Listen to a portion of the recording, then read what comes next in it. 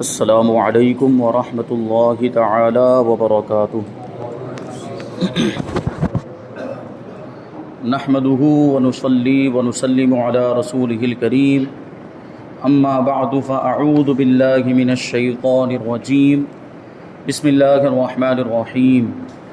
ان اللہ وملائکتہ یصلون علی النبی یا ایہا الذین آمنوا صلوا علیہ وسلموا تسلیما۔ اللہم صل علی سیدنا ومولانا محمد معدن الجود والکرم وآلہ الکرام وابنہ الکریم وبارک وسلم صلاۃ وسلاما علیک یا رسول اللہ صلی اللہ تعالی علیہ وسلم۔ سورہ بقرہ آیت نمبر 28 کی تفسیر ہے۔ اللہ تبارک و تعالی ارشاد فرماتا ہے، کیف تکفرون باللہ وکنتم امواتا فاحیاکم ثم یمیتکم ثم یحییکم ثم الیہ ترجعون۔ تم کیسے اللہ کے منکر ہو سکتے ہو حالانکہ تم مردہ تھے، تو اس نے تمہیں پیدا کیا، پھر وہ تمہیں موت دے گا، پھر تمہیں زندہ کرے گا، پھر اسی کی طرف تمہیں لوٹایا جائے گا۔ یہ انسان کی زندگی کے مراحل کو یہاں پر ذکر کیا کہ اللہ تبارک و تعالیٰ نے ہمیں عدم سے وجود بخشا کہ ہم پہلے کچھ بھی نہیں تھے، ہم معدوم تھے۔ اللہ تبارک و تعالیٰ نے ہمیں موجود کیا، ہمیں زندہ کیا۔ پھر ایک وقت ایسا آئے گا کہ ہم مر جائیں گے، ہمیں موت دے دے گا اللہ تبارک و تعالیٰ، اور پھر مرنے کے بعد ہمیں دوبارہ زندہ فرمائے گا۔ اللہ تبارک و تعالیٰ کی بارگاہ میں ہم حاضر ہوں گے اور حساب و کتاب ہمیں دینا پڑے گا اپنے اعمال کا۔ تو توحید و نبوت کے دلائل اور کفر و ایمان کی جزا و سزا ذکر کرنے کے بعد اللہ تعالیٰ نے اپنی خاص و عام نعمتوں اور قدرت کی عجیب نشانیوں کا ذکر یہاں سے فرمایا، اور کفر کی خرابی اور برائی کو کافروں کے دلوں میں بٹھانے کے لیے انہیں خطاب کیا کہ تم کس طرح خدا کے منکر ہوتے ہو۔ کہ کافرین میں بہت سے ایسے تھے جو خدا کے وجود کا ہی انکار کر دیتے۔ یہود و نصارہ تو خدا کو مانتے تھے، خدا کے وجود کا اقرار کرتے تھے، لیکن کافروں میں بہت سے ایسے بھی تھے جو اللہ کے وجود کا ہی انکار کر دیتے۔ معاذ اللہ، ان کا یہ عقیدہ تھا کہ خدا موجود ہی نہیں۔ تو ان سے کہا جا رہا ہے جو خدا کے منکر ہیں کہ تم خدا کے وجود کا کیسے انکار کر سکتے ہو، خدا کا انکار کیسے کر سکتے ہو، حالانکہ تمہارا اپنا حال اللہ تعالیٰ پر ایمان لانے کا تقاضا کرتا ہے، کیونکہ تم بدن میں روح ڈالے جانے سے پہلے تمام مراحل میں مردہ تھے۔ ہم اپنی زندگی پہ غور کریں، اپنی پیدائش کے مراحل پر غور کریں تو ہمیں خود یہ بات پتہ چلے گی، اس کا احساس ہوگا کہ ہمارے جسم میں روح آنے سے پہلے ہم بے جان تھے، ہم مردہ تھے اور ہماری کوئی حیثیت نہیں تھی۔ 4 مہینے جب ہو جاتے ہیں ماں کے پیٹ میں بچے کو، تب روح پھونکی جاتی ہے 120 دن پر۔ اس سے پہلے کے مراحل دیکھیں آپ، تو پہلے تو کوئی وجود ہی نہیں۔ پھر مرد کی پشت کے اندر وہ خون کے ذریعے سے منی تیار ہوتی، وہ نطفہ بنتی ہے، وہ منتقل ہو کر یہ جسمانی تعلق جب قائم ہوتا ہے نکاح کے بعد، یا بغیر نکاح کے بھی کبھی یہ چیز ہو جاتی ہے وہ حرام طریقے سے، تو وہ نطفہ منتقل ہو کر ماں کے رحم میں پہنچتا ہے۔ یہ مراحل دیکھتے ہوئے چلیں کہ پہلے منی کی شکل میں تھا، وہ اسپم کی شکل میں تھا مرد کی پشت کے اندر، پھر تعلق قائم ہونے پر وہاں سے منتقل ہوا نطفے کی شکل میں، بچے دانی میں رہا۔ اب ایک عرصے تک یہ نطفے کی شکل ہی میں بچے دانی کے اندر موجود رہتی ہے یہ منی، پھر وہ ترقی کر کے خون کا یہ جمع ہوا خون بن جاتا ہے، پھر وہ جمع ہوا خون ایک گوشت کا گوتھڑا بن جاتا ہے، اور پھر اس میں دھیرے دھیرے اعضاء نکلنے لگتے ہیں، باڈی پارٹس، ہاتھ نکلے، پاؤں نکلے، چہرہ بنا، اور 120 دن جب ہوتے ہیں تو یہ جسم پورے طور پر مکمل ہو جاتا ہے۔ اور 120 یہ قانون قدرت ہے کہ 4 مہینے ہونے پر اللہ تبارک و تعالیٰ کی جانب سے بچے کے جسم میں روح ڈالی جاتی ہے، پھر وہ زندہ ہو جاتا ہے۔ اب اس کو زندہ کہا جائے گا، لیکن اس سے پہلے آپ دیکھیں تو جتنے بھی مراحل ہیں، جتنے بھی اسٹیجز ہیں جو بیان کیے گئے، ان سارے مراحل کے اندر انسان مردہ ہوتا ہے، اس کے اندر جان نہیں ہوتی۔ تو اپنے آپ پر غور و فکر کریں، اگر یہ کفار خدا کے منکرین اپنے وجود پر غور کریں اور اپنے پیدا ہونے کے مراحل کو دیکھیں، پیدا ہونے کے پروسیس کو دیکھیں، تو خود ان کو یقین ہو جائے گا کہ اللہ تبارک و تعالیٰ موجود ہے اور وہی ہمارا خالق ہے، کیونکہ یہ اتنا عجیب و غریب سسٹم یہ بغیر کسی کے بنائے کے نہیں بن سکتا. ان کا یہ ہمیں وجود دینے والا اور یہ ساری چیزیں اور یہ نظام بنانے والا، یہ سسٹم مقرر کرنے والی ذات یقیناً وہ اللہ تبارک و تعالیٰ کی ذات ہے. اسی نے یہ، کیونکہ انسان اپنے اعتبار سے سوچے تو انسان اتنا زیادہ ڈیپ میں نہیں جا سکتا، اتنی زیادہ گہرائی میں نہیں جا سکتا، اور اس پر غور کرے گا تو اسے خدا کے وجود کا یقین ہو جائے گا کہ یقیناً میرا پیدا کرنے والا اور اتنے مراحل سے گزارنے والا اللہ تبارک و تعالیٰ ہے. وہ یہ سب دیکھتے ہیں، اس کے باوجود خدا کے وجود کا انکار کرتے ہیں.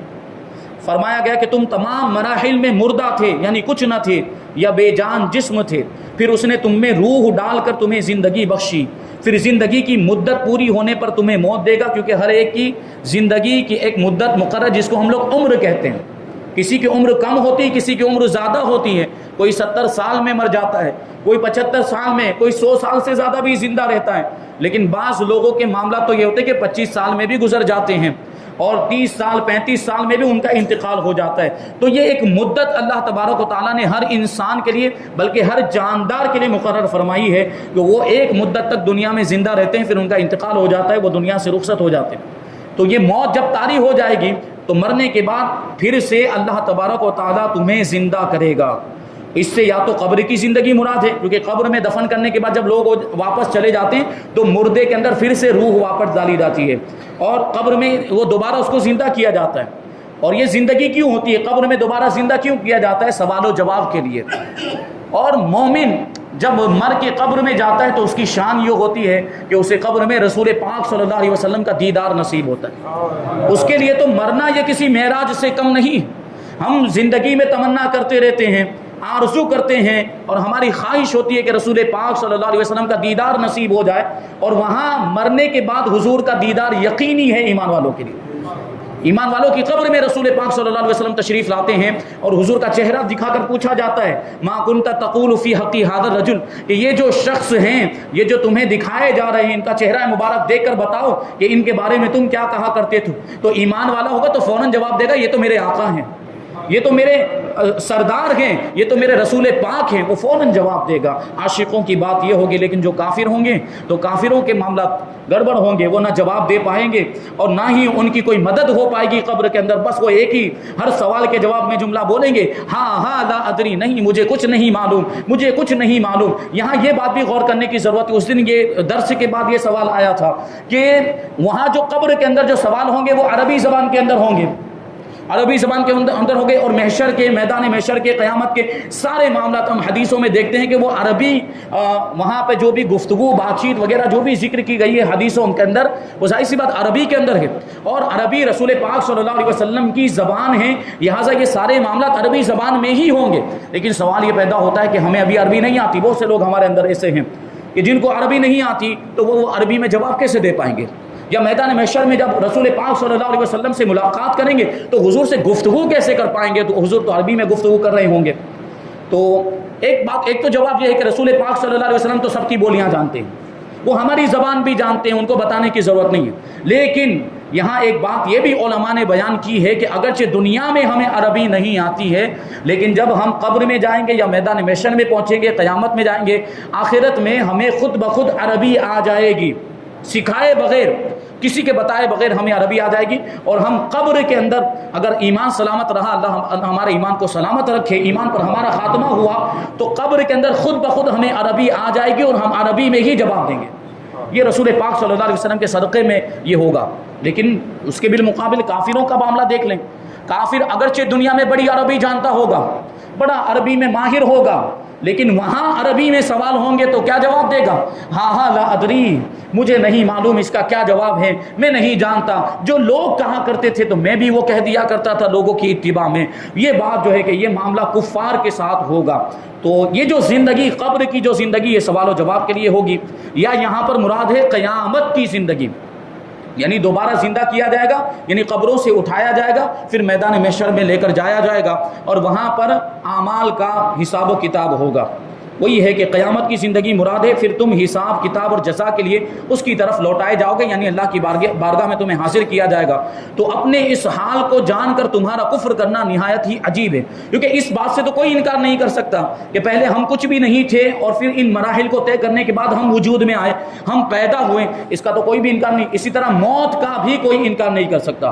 کفار اور کتنے بھی بدترین قسم کے کیوں نہ ہو، لیکن موت کی حقیقت کو ہر کوئی تسلیم کرتا ہے، چاہے کسی بھی مذہب سے تعلق رکھنے والا ہو، انسان موت کو مانتا ہے کہ یہ موت ایک مسلمہ حقیقت ہے، اس کا انکار نہیں کیا جا سکتا۔ تو موت اور حیات پر ہی اگر غور و فکر کریں، زندگی اور موت پر ہی یہ کفار اور خدا کے وجود کے منکرین غور و فکر کریں، تو ان کو یقین ہو جائے گا کہ موت دینے والی ذات بھی اللہ کی ہے اور زندہ کرنے والی ذات بھی اللہ تبارک و تعالیٰ کی، وہی جلاتا ہے اور وہی مارتا ہے۔ اور پھر بہت ساری چیزیں ہیں، اپنے وجود پر ہی غور و فکر کریں۔ اللہ تعالیٰ نے یہ اعضاء عطا فرمائے اور ان اعضاء پر غور و فکر کرے۔ مان لیجئے ابھی مثال کے طور پر ایک سانس ہی کو لے لیں، سانس کا معاملہ، کہ انسان کے لیے سانس کتنی ضروری ہے۔ اگر سانس اندر نہ جائے تب بھی آدمی مر جائے، سانس باہر نہ نکلے تب بھی آدمی مر جائے۔ مطلب کیا ہوا کہ ایک سانس کے اندر اللہ تبارک و تعالیٰ کی دو نعمتیں، یہ بھی تو اللہ کے وجود کی دلیل کہ اس طرح کا سسٹم بنایا ہے اللہ تبارک و تعالیٰ نے۔ دنیا کا کوئی بھی انسان لاکھ کوشش کرنے کے باوجود یہ سسٹم نہیں بنا سکتا، ایسا نظام قائم نہیں کر سکتا۔ اور بھی بہت ساری چیزیں بیان کی جا سکتی، جیسے دنیا کا نظام، سورج و چاند، رات دن وغیرہ کا نظام، یہ سب تبدیلیاں ہوتی رہتی ہیں، یہ بھی تو اللہ کے وجود کی دلیل ہیں۔ اور اس آیت میں غور کریں تو ہم مسلمانوں کے لیے بھی نصیحت ہے کہ ہم بھی کچھ نہیں تھے، لیکن اللہ تعالیٰ نے ہمیں زندگی عطا فرمائی اور زندگی گزارنے کے لوازمات اور نعمتوں سے ہمیں نوازا۔ تو اس کی عطاؤں سے فائدہ اٹھا کر اس کی یاد سے غافل ہو جانا اور ناشکری کرنا اور غفلت کی زندگی گزارنا کسی طرح بھی ہمارے لائق نہیں، ہمارے شایان نشان نہیں۔ رب کی نعمتیں کھا رہے ہیں، رب کی نعمتوں میں زندگی گزار رہے ہیں، اس نے زندگی گزارنے کی ساری ضروری چیزیں ہمیں عطا فرمائی، ساری نعمتیں ہمیں عطا فرمائی۔ جیسے میں نے ابھی ایک سانس کی مثال دی، اسی طریقے سے ہمیں جسم کے اعضاء عطا فرمائے، آنکھ عطا فرمائی، زبان عطا فرمائی بولنے کے لیے، کان عطا فرمائے سننے کے لیے، ہاتھ عطا فرمائے چیزوں کو پکڑنے کے لیے، پاؤں عطا فرمائے ہمیں چلنے کے لیے۔ اتنی ساری نعمتیں یہ تو ہمارے وجود سے تعلق رکھتی ہیں، ہمارے وجود کے باہر بھی، خارج میں بھی بہت ساری ایسی نعمتیں ہیں جن کو ہم شمار ہی نہیں کر سکتے۔ تو اتنی ساری جب نعمتیں رب نے ہمیں عطا فرمائی تو ہمیں اس کا شکر ادا کرنا چاہیے۔ اور حقیقت یہ ہے کہ ان نعمتوں کو ہم شمار ہی نہیں کر سکتے تو شکر کیسے ادا کریں گے؟ تو ہمیں اپنی طاقت کے مطابق اللہ تبارک و تعالیٰ کا شکر ادا کرنا چاہیے۔ حق تو یہ ہے کہ اگر ہم پوری زندگی بھی اللہ کی بارگاہ میں سجدے میں سر رکھ کر گزار دیں تب بھی اس کی نعمتوں کا شکر ادا نہیں ہو سکتا۔ پوری زندگی اگر سجدے میں سر رکھ کر ایک جو نعمت اس نے عطا فرمائی، ایمان کی نعمت، اس کا شکر ادا نہیں ہو سکتا اگر پوری زندگی ہم سجدے میں گزار دیں پھر بھی۔ تو سوچیں ہمیں کتنا اللہ کا ذکر کرنا چاہیے، کتنا اس کا شکر ادا کرنا چاہیے، اور ہمیں کتنا جو ہے اس کو یاد کرتے رہنا چاہیے، اس کی کتنی عبادت کرنی چاہیے۔ رسول پاک صلی اللہ علیہ وسلم کا واقعہ مشہور ہے کہ حضور پاک صلی اللہ علیہ وسلم رات بھر عبادت کیا کرتے تھے، اور کبھی کبھی تو اتنا لمبا قیام فرماتے تھے کہ آپ کے پاؤں مبارک میں ورم آ جاتا تھا، سوجن آ جاتی تھی۔ تو صحابہ کرام رضوان اللہ تعالی علیہم اجمعین ایک مرتبہ حضور کی بارگاہ میں عرض کیا کہ یا رسول اللہ صلی اللہ تعالی علیہ وسلم، آپ تو معصوم ہیں، آپ سے تو گناہ ہو ہی نہیں سکتا، یعنی آپ سے گناہ ہونا محال ہے، ناممکن ہے، پھر بھی آپ اتنی زیادہ عبادت کیوں کرتے ہیں؟ یعنی اگر آپ تھوڑی کم عبادت کریں گے تو کوئی فرق نہیں پڑے گا، اتنی زیادہ عبادت کیوں کرتے ہیں؟ تو رسول پاک صلی اللہ علیہ وسلم نے اس وقت جواب دیا تھا، اپنے صحابہ کرام سے ارشاد فرمایا تھا، افلا اکون عبدا شکورا، کہ میں اپنے رب کا شکر گزار بندہ نہ بنوں؟ اتنی زیادہ نعمتیں اس نے مجھے عطا فرمائی، یہ نبوت کا منصب عطا فرمایا، یہ سرداری عطا فرمائی، پوری کائنات میں سب سے بڑا مرتبہ مجھے عطا فرمایا، تو کیا اس پر میں اپنے رب کا شکر ادا نہ کروں؟ مطلب کیا ہوا کہ رسول پاک صلی اللہ علیہ وسلم رات بھر جو عبادت کرتے تھے تو وہ اللہ کے شکریہ کے طور پر عبادت کرتے تھے۔ تو اتنی نعمتیں ہمیں ملی تو ہمیں بھی تو شکر ادا کرنا چاہیے، اور شکر ادا کرنے کا سب سے بہترین ذریعہ ہے عبادت۔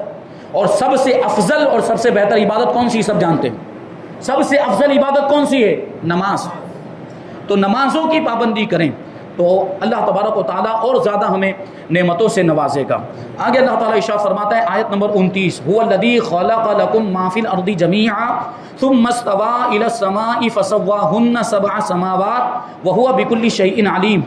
وہی ہے جس نے جو کچھ زمین میں ہے سب تمہارے لیے بنایا، زمین کی ساری چیزوں کو، زمین کی ساری مخلوقات کو تمہارے فائدے کے لیے بنایا۔ پھر اس نے آسمان کے بنانے کا قصد فرمایا تو ٹھیک 7 آسمان بنائے، اور ہر شے کا اور وہ ہر شے کا خوب علم رکھتا ہے، یعنی ہر چیز کو پورے طور پر جانتا ہے۔ تمام انسانوں کو فرمایا گیا کہ زمین میں جو کچھ ہے، دریا، پہاڑ، کانے، کھیتی، سمندر، درخت وغیرہ، یہ سب کچھ اللہ تعالیٰ نے تمہارے دینی اور دنیاوی فائدے کے لیے بنایا ہے۔ دینی فائدہ تو یہ ہے کہ زمین کے عجائبات دیکھ کر تمہیں اللہ تعالیٰ کی حکمت و قدرت کی معرفت نصیب ہو، اور دنیاوی فائدہ یہ ہے کہ دنیا کی چیزوں کو کھاؤ پیو اور اپنے کاموں میں لاؤ جب تک اللہ تعالیٰ کی طرف سے کوئی ممانعت نہ ہو، یعنی جن چیزوں کو منع فرما دیا گیا، جن چیزوں کو حرام فرما دیا گیا، جن چیزوں کو ناجائز فرما دیا گیا، وہ چیزیں نہیں کھا سکتے، وہ چیزیں استعمال نہیں کر سکتے۔ اور شریعت میں جن چیزوں کی ممانعت نہیں آئی، شریعت میں جن چیزوں کو حرام نہیں فرمایا گیا، شریعت میں جن چیزوں سے سکوت فرمایا گیا، یعنی کوئی بھی حکم نہ حلال کا بیان کیا گیا نہ حرام کا بیان کیا گیا، وہ چیزیں ہمارے لیے حلال ہیں، ان کے کھانے کی اجازت ہے اور ان کو استعمال کرنے کی بھی اجازت ہے۔ تو ان نعمتوں کے باوجود تم کس طرح اللہ تعالیٰ کا انکار کر سکتے ہو؟ اس آیت سے معلوم ہوا کہ جس چیز سے اللہ تعالیٰ نے منع نہیں فرمایا وہ ہمارے لیے مباح اور حلال ہے۔ وَهُوَ بِكُلِّ شَيْءٍ عَلِيمٌ، اور وہ ہر چیز کا خوب علم رکھتا ہے، ہر چیز کو جانتا ہے۔ کائنات کی تخلیق، کائنات کو پیدا کرنا اور اسے وجود میں لانا اللہ تعالیٰ کے کامل علم کی دلیل ہے، کیونکہ ایسی حکمت سے بھری مخلوق کا پیدا کرنا ایک ایک شے کا علم رکھے بغیر ممکن اور متصور ہی نہیں۔ ابھی ہم دنیا کے اعتبار سے دیکھ لیں، انسانوں کو اللہ تبارک و تعالیٰ سے کوئی تشبیہ نہیں اور کوئی نسبت نہیں ہے، لیکن مثالیں جو دی جاتی ہیں وہ سمجھانے کے لیے دی جاتی ہے۔ انسان جب کوئی چیز بناتا ہے، انسان مثال کے طور پر کوئی ایک مشین بناتا ہے، اور وہ مشین جو بنانے والا ہے، ظاہر سی بات ہے وہ اس مشین کو اسی وقت بنا سکتا ہے جب اس مشین کی پوری جانکاری اس کے پاس ہو، اس مشین کو بنانے کا پورا علم اس کے پاس ہونا چاہیے کہ اس کو کس طرح بنایا جاتا ہے اور کس طرح ایک ایک پرزے کو اس میں لگایا جائے تو صحیح طریقے سے یہ مشین بنے گی اور کام کرے گی، اور ساتھ ہی ساتھ اس مشین کے ایک ایک پرزے کا اس کو علم ہونا ضروری ہے۔ اگر معلومات نہ ہونے کے باوجود کوئی مشین بنائے گا تو مشین صحیح طور پر نہیں بن پائے گی، یا بن بھی جائے گی تو صحیح طور پر کام نہیں کر سکے گی، اس سے وہ فائدہ نہیں لیا جا سکے گا جو اس سے لیا جانا چاہیے، جس مقصد کے لیے وہ بنائی گئی ہے وہ مقصد اسے حاصل نہیں ہو پائے گا۔ تو دنیاوی عام مشینوں کے اندر جب یہ معاملات ہوتے کہ بنانے والے کو اس مشین کے بنانے کا علم ہونا ضروری، اس کے ہر پرزے کا علم ہونا ضروری ہے، تو بلا تشبیہ و تمثیل اللہ تبارک و تعالیٰ نے تو پوری کائنات کو بنایا ہے، ساری مخلوقات کو پیدا کیا ہے، تو کیا ساری مخلوقات کا اللہ تبارک و تعالیٰ کو علم نہیں ہوگا؟ یقیناً ساری مخلوقات کا اللہ تبارک و تعالیٰ کو علم ہے، ہر شے کا علم ہے، اور ہر شے کی چھوٹی بڑی ساری چیزوں کو اللہ تبارک و تعالیٰ جانتا ہے، اور کوئی بھی چیز اللہ تبارک و تعالیٰ کے علم سے باہر نہیں ہے۔ اللہ تبارک و تعالیٰ ہر چیز کو اپنے علم کے اعتبار سے گھیرے ہوئے ہے اور ساری چیزوں کو جانتا ہے، یہ ہمارا پروردگار ہے۔ کافر مرنے کے بعد زندہ ہونے کو ناممکن سمجھتے تھے، کافر جو ہے بعد الموت کا انکار کرتے تھے کہ یہ زندگی ہے، یہی سب کچھ ہے، مر جائیں گے تو معاملہ ختم ہو جائے گا، اور اس کے بعد کی جو زندگی ہے، جو اصل زندگی، آخرت کی زندگی، اس کا وہ لوگ انکار کر دیا کرتے تھے۔ تو ان آیتوں میں کافروں کے اس عقیدے کے غلط اور باطل ہونے پر ایک عظیم دلیل قائم کی گئی ہے کہ جب اللہ تبارک و تعالیٰ قدرت و علم والا ہے اور جسم حیات کی صلاحیت بھی رکھتا ہے، یعنی زندگی کی صلاحیت بھی رکھتا ہے، تو موت کے بعد دوبارہ زندہ کرنا کیسے ناممکن ہو سکتا ہے؟ یہ بھی تو غور کریں کہ اللہ تبارک و تعالیٰ نے ہمیں پیدا کیا، اللہ تبارک و تعالیٰ نے ہمیں زندگی بخشی، یعنی ایک مرتبہ ہم وجود میں آ چکے، اب ہم مر جائیں گے، اب دوبارہ زندہ کرنے کی باری آئے گی، تو جب اللہ تبارک و تعالیٰ نے ہم کچھ بھی نہیں تھے تب ہمیں پیدا کر دیا، تو ایک بار زندہ ہونے کے بعد جب مر جائیں گے تو اس کے بعد دوبارہ زندہ کرنا یہ کیسے ناممکن ہو سکتا ہے؟ جبکہ ایک بار وہ ہمیں عدم سے وجود میں لا چکا ہے، اور جب ایک بار وجود میں آ گئے تو دوبارہ زندہ کرنا تو اس سے آسان ہے۔ دوبارہ زندہ کرنا اس کے مقابلے میں تو آسان ہے نا، کہ ایک بار ہم موجود ہو چکے ہیں اور ہمارے کچھ نہ کچھ اعضاء اور کچھ نہ کچھ جسم کے اجزاء باقی رہیں گے۔ علماء بیان کرتے ہیں کہ جسم کے اندر کچھ اعضاء اور کچھ حصے ایسے ہوتے ہیں جو کبھی فنا نہیں ہوتے، جو کبھی ضائع نہیں ہوتے، جو کبھی برباد نہیں ہوتے، چاہے پھر جسم کو دفن کر دیا جائے یا جسم کو جلا دیا جائے، وہ اجزاء باقی رہتے ہیں، اور انہی اجزاء پر یہ پورے جسم کو پھر سے ترکیب دیا جائے گا، پھر سے بنایا جائے گا۔ وہ اجزاء جو پہلے فنا نہیں ہوئے، موجود ہیں انہی اجزاء پر یہ گوشت بھی آ جائے گا، ہڈیاں بھی پیدا ہو جائیں گی، پھر دوبارہ جان ڈال دی جائے گی اور یہ زندہ کر دیا جائے گا۔ اور ڈی این اے کی تحقیق نے، ڈی این اے کی ریسرچ نے اس بات کو سچ ثابت کر دیا، کیونکہ ڈی این اے کا معاملہ یہ ہے کہ ڈی این اے کبھی فنا نہیں ہوتا، اور ڈی این اے جسم کے ہر حصے کے اندر موجود ہوتا ہے، خون سے لے کر بال تک یہ ہر چیز کے اندر ڈی این اے موجود ہوتا ہے۔ تو جسم کے سارے اعضاء اگر ختم بھی ہو جائیں تو یہ ڈی این اے باقی رہتا ہے، یا جو جن اجزاء کا ذکر کیا ہے علماء کرام نے وہ اجزاء باقی رہتے ہیں، وہ کبھی فنا نہیں ہوتے۔ سائنس جس طریقے سے ترقی کرتی جا رہی ہے، ہمارے اسلام کی حقانیت بھی لوگوں کے سامنے آتی جا رہی ہے۔ ڈی این اے ثابت کرتا ہے کہ یہ جو تصور دیا گیا تھا، یہ کانسیپٹ بیان کیا گیا کہ دوبارہ زندہ کیا جائے گا، تو سوال یہی آتا ہے کہ وہ جانور کھا جاتا ہے کبھی انسان کو، جیسے شیر کسی کو کھا گیا، وہ کیسے زندہ ہو پائے گا؟ اس کے تو گوشت کے ٹکڑے اس کے پیٹ میں چلے گئے اور خون بن گیا ہوگا، اس کے گوشت کا حصہ بن گیا، اس کے جسم کا حصہ بن گیا، یا گندگی بن کے نکل گیا ہوگا۔ اور کوئی ایسا ہوتا ہے جو سمندر میں ڈوب کے مر جاتا ہے اور اسی میں ریزہ ریزہ ہو جاتا ہے، اس کے جسم کے اعضاء بکھر جاتے ہیں اور کبھی جلا دیا جاتا ہے، کبھی دفن کر دیا جاتا ہے۔ تو سوال یہ ہے نا کہ پھر دوبارہ کیسے زندہ کیا جائے گا؟ تو یہی بات ہے کہ اگرچہ کہیں بھی اس کو جسم کو ڈال دیا گیا، ریزہ ریزہ بکھر ہی کیوں نہ گیا ہو، کچھ اجزاء ایسے ہوتے ہیں جسم کے جو کبھی فنا نہیں ہوتے، وہ باقی رہتے ہیں، اور انہی اجزاء پر دوبارہ اس جسم کو تیار کیا جائے گا۔ یہ میرے رب کی قدرت ہے۔ تو یہ سب دیکھنے کے باوجود بھی یہ منکرین اللہ کے وجود کا انکار کرتے ہیں۔ اللہ تبارک و تعالیٰ کا بے پناہ فضل و احسان ہے کہ ہمیں اس نے مسلمان بنایا، ایمان والا بنایا، اور اہل سنت و جماعت میں ہم کو اللہ تبارک و تعالیٰ نے جگہ عطا فرمائی۔ دعا کرتے ہیں کہ اللہ تبارک و تعالیٰ ہمارے ایمان کی سلامتی عطا فرمائے، اور جو کچھ بھی بیان ہوا اس پر ہم سب کو عمل کرنے کی توفیق عطا فرمائے، اور نور قرآن سے ہم سب کے دلوں کو روشن اور منور فرمائے۔ وما علینا الا البلاغ۔ السلام علیکم۔